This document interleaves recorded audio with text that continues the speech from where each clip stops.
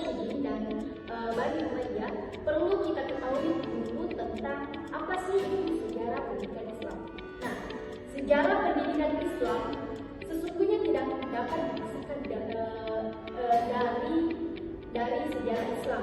Oleh karena itu, sejarah pendidikan Islam dapat dianggap terletak pada periode-periode sejarah Islam. Secara umum, Dr. Harun Nasution membagi sejarah Islam menjadi 3 periode. Yang pertama, periode klasik, periode peralihan dan periode modern. Antara lainnya, periode kehidupan Nabi Muhammad SAW, periode Khulafaur Rasyidin, periode pemerintahan Bani Umayyah, dan periode dinasti Abbasiyah dan jatuhnya Khalifah di Baghdad hingga saat ini. Baik, kita akan masuk pada pembahasan inti. Yang pertama yaitu pendidikan agama Islam masa Khulafaur Rasyidin. Kata khulafa yang berarti pengganti adalah bentuk dari awal kata khilafah. Dalam konteks tertentu, Ar-Rasyidin dapat merujuk pada seseorang cendekiawan atau orang-orang bijak. Dalam hal ini, Khulafaur Rasyidin merujuk pada seorang cendekiawan atau bijak pengganti. Jika nama Khulafaur Rasyidin disebutkan, itu berarti seseorang yang baik hati dan berani yang menentang Rasulullah SAW. Nah, pada masa Khulafaur Rasyidin berlangsung selama 30 tahun yang meliputi 4 raja. Yang pertama, Khalifah Abu Bakar Asyidin. Khalifah Abu Bakar Asyidin merupakan khalifah yang pertama dipilih untuk menjadi khalifah pada peristiwa Saqifah Bani Saidah sebelum jenazah Rasulullah SAW dimakamkan. Abu Bakar merupakan khalifah Muslim pertama yang ditunjuk oleh umat Islam setelah wafatnya Muhammad SAW. Nah, dia berasal dari keluarga bangsawan Mekah yang kaya raya dan beliau adalah orang kedua yang masuk Islam setelah Khadijah. Dia adalah sahabat terdekat Nabi Muhammad SAW yang setia dan seluruh hidupnya didedikasikan untuk pertempuran suci mempertahankan dakwah Islam. Pada masa Khalifah Abu Bakar, pada umumnya masih model pengajaran di zaman Nabi Muhammad SAW dan juga dari segi isinya lembaga pendidikan dan pelatihan. Pada masa Khalifah Abu Bakar, pusat pembelajaran berada di Madinah dan para guru adalah sahabat Nabi.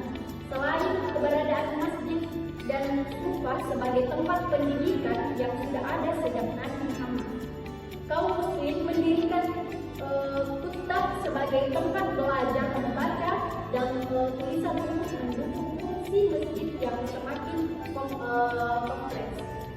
Nah, yang kedua, Khalifah Umar bin Khattab. Umar bin Khattab lahir pada tahun 513 Masehi dari keluarga suku Quraisy. Gelar Al-Faruq ia terima setelah masuk Islam. Di masa mudanya, Umar adalah seorang pegulat dan orator berbakat. Dia adalah satu-satunya teman yang tahu cara membaca dan menulis. Perluasan wilayah Islam di bawah Umar bin Khattab juga menyebabkan perluasan kehidupan di seluruh lapisan masyarakat. Untuk mewujudkan hal tersebut diperlukan sumber daya manusia yang kompeten dan terspesialisasi.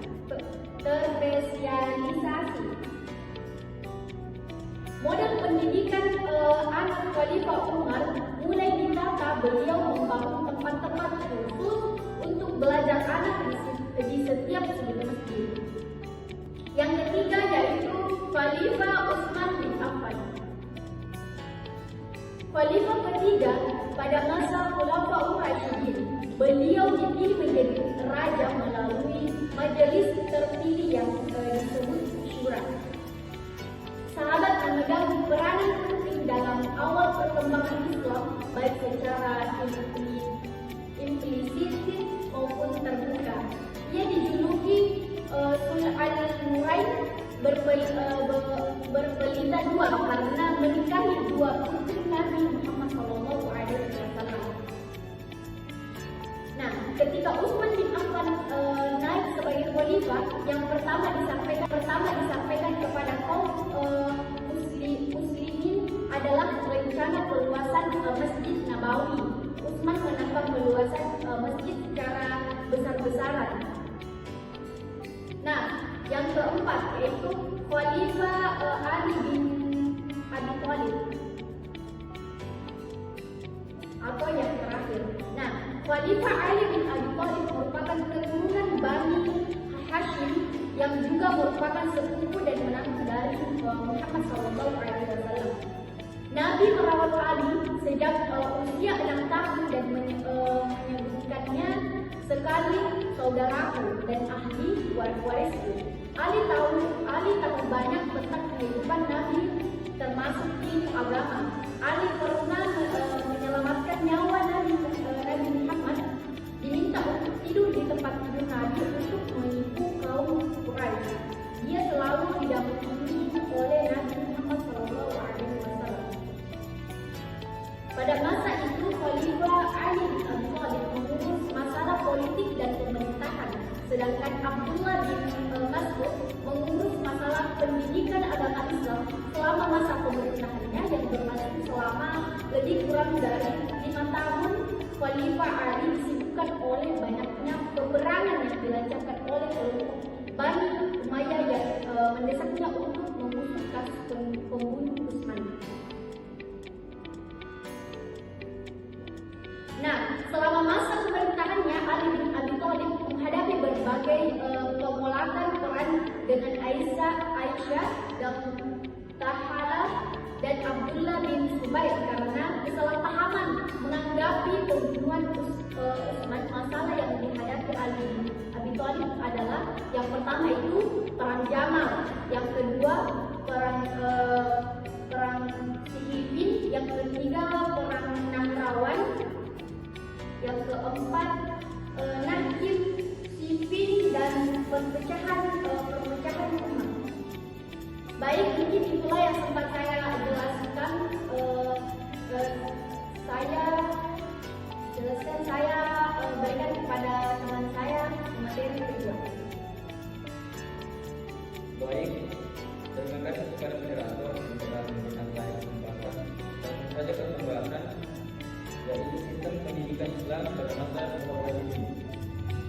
Sistem pendidikan ini merujuk pada unsur-unsur yang terkait dengan komponen pendidikan, yaitu pendidik, subjek pendidik, metode pendidikan, tujuan pendidikan, sarana dan prasarana pendidikan, dan lain sebagainya. Tidak masuk ke pendidikan. Pada zaman klasik, seorang memegang peran yang sangat penting dalam proses pendidikan, mulai dari perencanaan hingga pelaksanaan. Saat ini pendekatan yang digunakan dalam kegiatan kelas adalah berorientasi pada guru. Guru saat ini menjalankan tugasnya secara teratur dan mengungkapkan informasi mereka dengan itikat baik. Guru selalu melakukan siswanya hampir tanpa diskriminasi. Kegiatan sekolah saat ini banyak bergantung pada guru, dan beberapa di antaranya guru-guru tersebut merupakan alumni lembaga pendidikan asli pada masa Nabi. Pada saat ini ajaran Islam juga diajarkan kepada orang-orang yang baru masuk Islam, dan juga banyak muncul pertanyaan mengenai topik-topik yang berhubungan dengan Islam. Pada masa ini guru berperan aktif dalam mengajar. Siswa mendengarkan penjelasan guru dengan penuh perhatian. Selanjutnya, pesan ini. Siswa merupakan salah satu unsur pendidikan yang sangat berpengaruh dalam mencapai tujuan pendidikan. Tidak ada pengajaran yang dapat berlangsung tanpa siswa.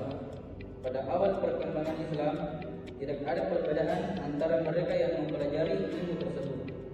Semasa hidup Rasulullah, semua sahabat mempunyai kesempatan yang sama untuk menimba ilmu dan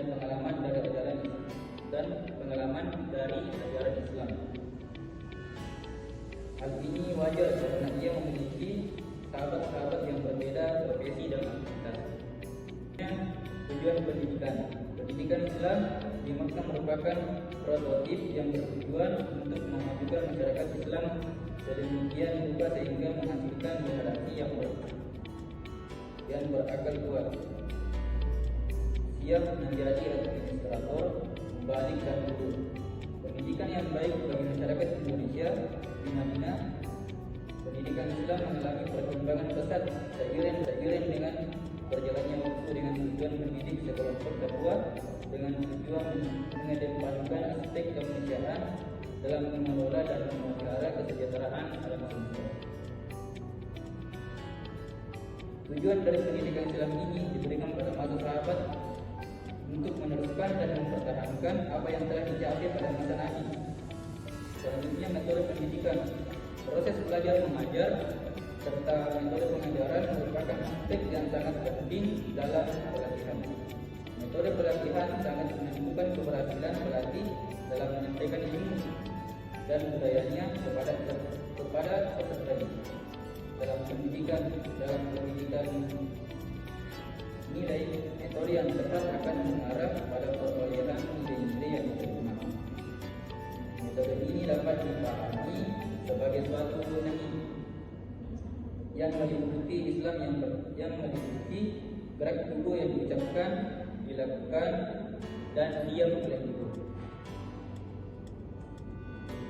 Selanjutnya, kurikulum pendidikan pada masa para sahabat, para pendidik Muslim menggunakan kata al-maddah.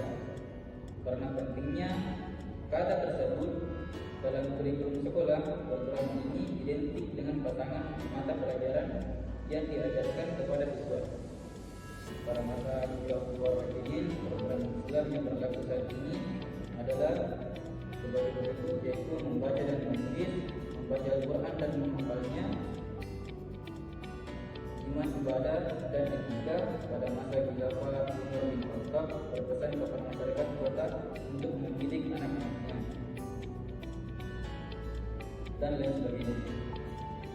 Itulah tadi yang sempat saya bacakan dan sempat saya sampaikan. Saya kembalikan kepada masyarakat.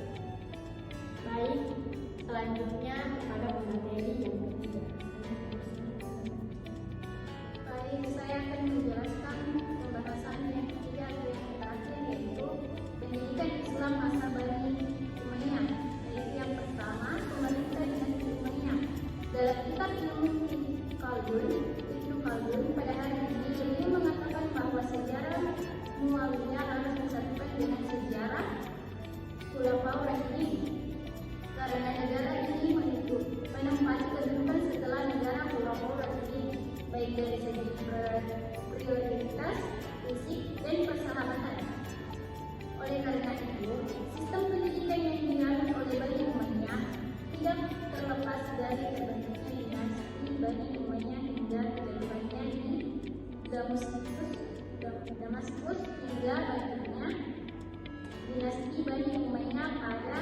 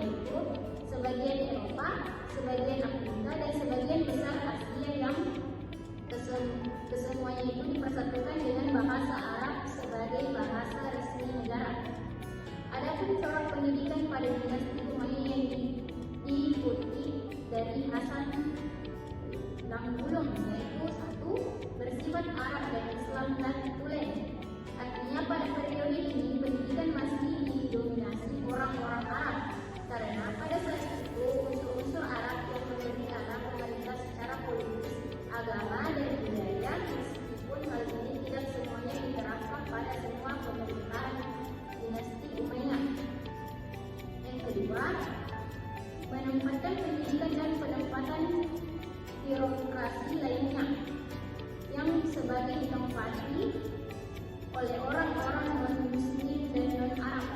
Yang ketiga, berusaha menemukan dasar-dasar agama Islam yang baru muncul kali ini berawal dari pandangan mereka bahwa Islam adalah agama, negara, sekaligus sebagai budaya.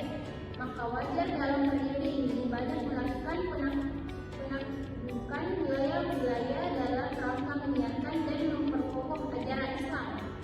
Dan yang keempat, prioritas agama pada ilmu nakliyah dan bahasa.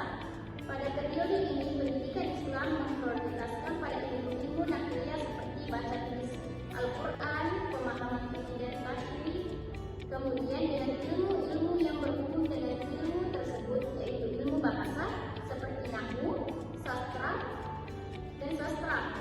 Pun terdapat dua sistem yang berbeda.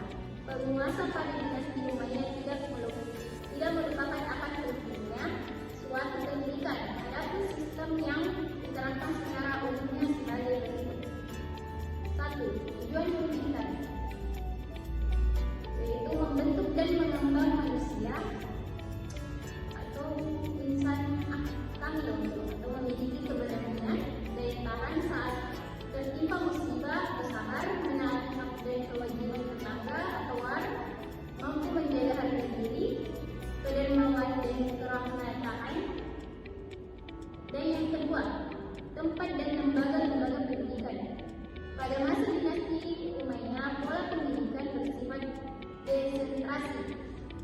Kajian ilmu yang ada pada periode ini berpusat di Damaskus, Kufah, Makkah, Madinah, Mesir, dan beberapa kota lainnya.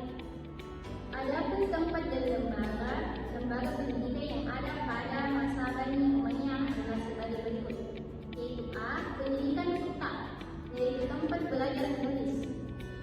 B. Pendidikan masjid, yaitu tempat pengembangan ilmu pengetahuan terutama yang bersifat keagamaan. C. Pendidikan badiah, yaitu tempat belajar bahasa Arab yang fasih dan murni. D. Pendidikan perpustakaan. Pemerintahan dinasti Umayyah mendirikan perpustakaan yang besar di Cordoba pada masa Khalifah Al-Fakan bin Nasir. E. Majelis sastra atau salon kesusastraan, yaitu suatu majelis khusus yang diadakan oleh Khalifah untuk membahas berbagai ilmu pengetahuan. Yang ketiga, materi atau bahan ajar. Di antara ilmu-ilmu yang dikembangkannya yaitu kedokteran, filsafat, astronomi atau penerbangan, ilmu pasti sastra, seni baik itu seni bangunan, seni rupa ataupun seni suara. Pada masa Khalifah Rasyidin dan Umayyah sebenarnya telah ada tingkat pengajaran yang hampir sama seperti sekarang. Tingkat pertama ialah kitab, tempat anak-anak belajar menulis dan membaca. Setelah tamat Al-Quran, mereka meneruskan pelajaran di masjid. Adapun ilmu-ilmu yang diajarkan pada kitab pada mula-mulanya adalah dalam keadaan sederhana, yaitu belajar membaca dan menulis, membaca Al-Quran dan menghafalnya, belajar pokok-pokok agama Islam, serta cara wudhu, sholat, puasa, dan sebagainya. Antara ilmu pengetahuan yang berkembang pada masa ini adalah yaitu A. Ilmu agama seperti Al-Quran, hadis, dan fiqh. Proses pembukaan hadis terjadi pada masa Khalifah Umar bin Abdul Aziz. Yang B. Ilmu sejarah dan biografi, yaitu segala ilmu yang membahas tentang perjalanan hidup, kisah, dan riwayat. C. Ilmu pengetahuan bidang bahasa, yaitu segala ilmu yang mempelajari bahasa, nahwu, saraf, dan lain-lain. Dan yang keempat, metode pendidikan. Metode yang digunakan yaitu metode Ritmat. Hal ini dibuktikan bersama Khalifah Umar bin Abdul Aziz, dan beliau pernah mengirim surat kepada ulama-ulama lainnya untuk menuliskan dan mengumpulkan hadis perintah Umar tersebut telah melahirkan metode pendidikan alternatif. Dan yang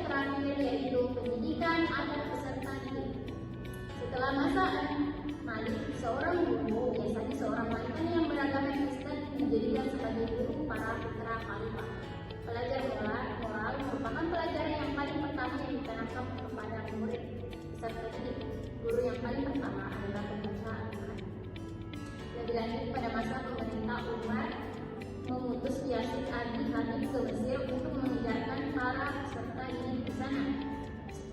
Sedangkan peserta didik, yaitu anak-anak, para khalifah dan pembesarnya ditambah dengan masyarakat umum pada tanggal 17 Hijriah 638 Masehi.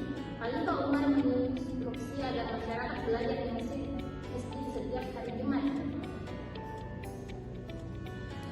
Adapun kontribusi terhadap pendidikan masa sekarang, nilai-nilai moral, prinsip dan tujuan pendidikan akan muncul bila berhasil memahami Al-Quran dan hadis secara cerdas dan cerdik. Begitu juga mengamati tradisi dalam Islam dan baik dalam memberikan pemahaman intelektualisme yang menjadi salah satu inti utama dalam tradisi pendidikan Islam. Mengutip pertanyaan Rizka Adi bahwa ketika kita berbicara tentang kedokteran Arab atau filsafat Arab, matematika Arab, kita tidak sedang membicarakan tentang kedokteran. Filsafat dan matematika yang merupakan hasil pemikiran orang Arab dan dikembangkan oleh orang di semenanjung Arab, tetapi kita sedang membicarakan pengetahuan yang ditulis dalam buku-buku bahasa Arab oleh orang yang hidup terutama selama khalifahan yang terdiri atas orang Persia, Mesir, atau Arab, baik Kristen, Yahudi maupun Islam. Sedangkan bahan-bahannya mereka oleh dari Yunani, Arabia, India, Persia, dan sumber-sumber lainnya. Itulah yang dapat saya sampaikan. Saya kembali kepada mereka.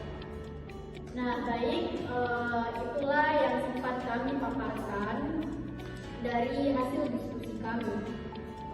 Lebih dan kurangnya mohon dimaafkan.